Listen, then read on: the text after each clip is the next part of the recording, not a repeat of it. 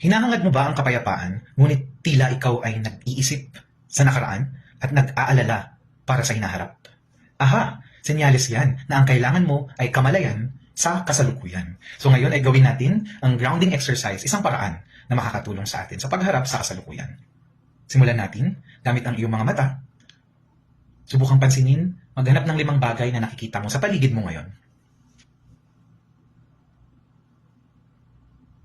Ngayon naman ay umahanap ng 4 na bagay na maaari mong mahawakan at mapakiramdaman sa ngayon using your sense of touch.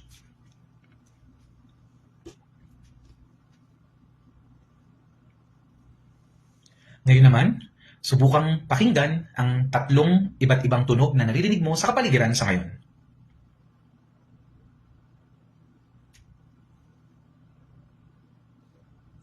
Ngayon ay maaaring humanap ng 2 bagay na maaari mong maamoy sa kasalukuyan.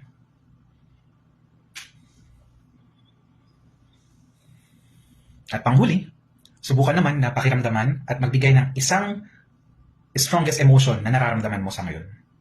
Pangalanan mo ito.